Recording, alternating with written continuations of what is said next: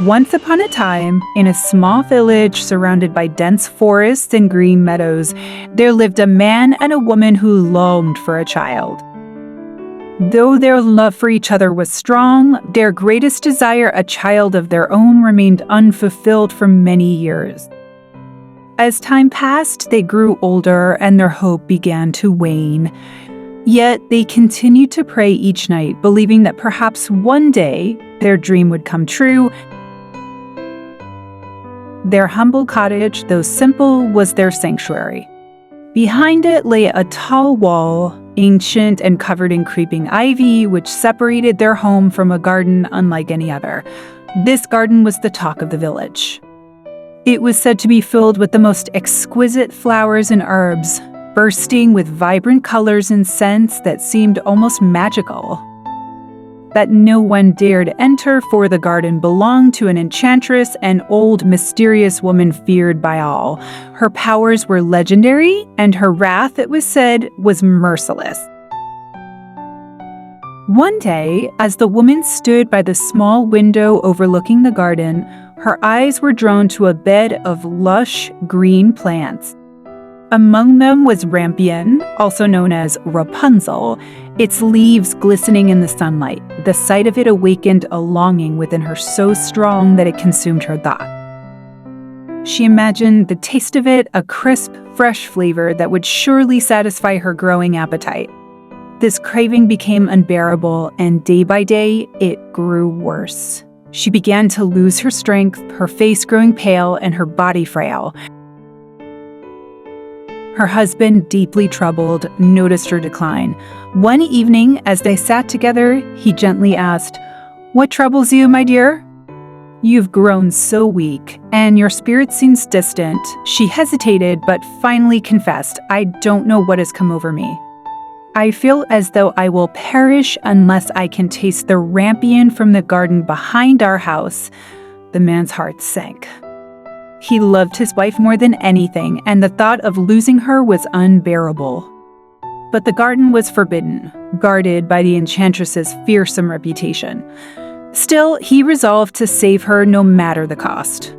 "If it is the rampion you desire," he said, "then I shall find a way to bring it to you." That night, as the moon casted silver light over the village, the man crept into the garden. Scaling the high wall, he felt his heart pound with fear. The garden was even more enchanting up close, filled with fragrant blooms and shimmering herbs. He quickly gathered a handful of rampion and returned home. His wife was overjoyed. She made a fresh salad of the leaves and devoured it eagerly. The taste was everything she had imagined, and it brought a glow back to her cheeks, but the satisfaction was short-lived. By the next day, her craving returned, stronger than ever. She begged her husband to retrieve more, and though he was hesitant, he could not bear to see her suffer. Once again, he scaled the wall and entered the garden. This time, however, he was not alone. As he reached for the rampion, a cold voice stopped him in his tracks. "How dare you steal from my garden?" The man turned to see the enchantress, her piercing eyes fixed on him. She was cloaked in shadow, her presence both terrifying and commanding. "Forgive me," he pleaded, falling to his knees. "I had no choice. My wife saw your rampion from our window and longed for it so deeply that she fell ill. I only sought to save her." The enchantress's expression softened, though her gaze remained sharp. "If your story is true, then I shall spare you," she said. "But there is a price. You may take as much rampion as you wish, but when your wife gives birth to a child, you must give the baby to me. I will care for it as if it were my own." The man was horrified, but in his desperation to save his wife, he agreed. He returned home with the rampion, and his wife soon regained her health. Months later, she gave birth to a beautiful baby girl. True to her word, the enchantress appeared, taking the child away. She named the baby Rapunzel and raised her in secret. Rapunzel grew into a girl of extraordinary beauty, with hair as golden as the sun and a voice that could charm even the birds. But the enchantress, fearing the outside world would take Rapunzel from her, locked her in a tall, isolated tower deep in the forest. The tower had no stairs or doors, only a single window at the top. Whenever the enchantress wanted to visit, she would stand below and call out, "Rapunzel, Rapunzel, Rapunzel, let down your hair." Hearing the familiar voice, Rapunzel would unbraid her long hair and let it cascade down the side of the tower. The enchantress would then climb up, using the golden strands as a rope. Years passed, and Rapunzel remained alone in her tower. Though she longed to see the world beyond her window, she spent her days singing, her voice echoing through the forest. One day, a young prince rode through the woods and heard her singing. Enchanted by the melody, he followed it to the tower, but saw no way to enter. He returned day after day, captivated by the mysterious voice. Finally, he saw the enchantress arrive and watched as she called out to Rapunzel. Observing how she climbed the golden hair, the prince decided to try the same. That evening, he approached the tower and called out, "Rapunzel, Rapunzel, Rapunzel, let down your hair." To his amazement, the golden strands fell and he climbed up. Rapunzel was startled to see a stranger, but the prince spoke kindly, explaining how her singing had led him to her.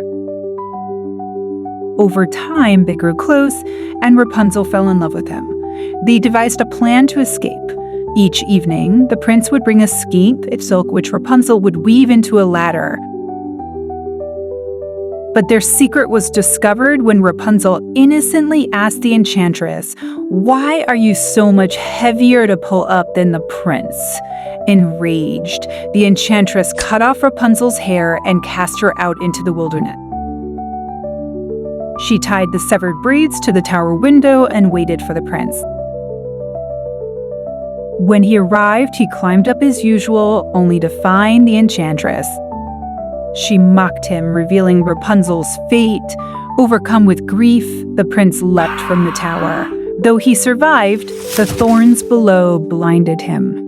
For years, the blind prince wandered the forest, surviving on roots and berries, his heart broken. Meanwhile, Rapunzel lived in a barren desert where she gave birth to twins, a boy and a girl. Despite her hardships, she held on to the hope that she would one day see her prince again. Fate brought them together when the prince, hearing a familiar voice, followed it to Rapunzel.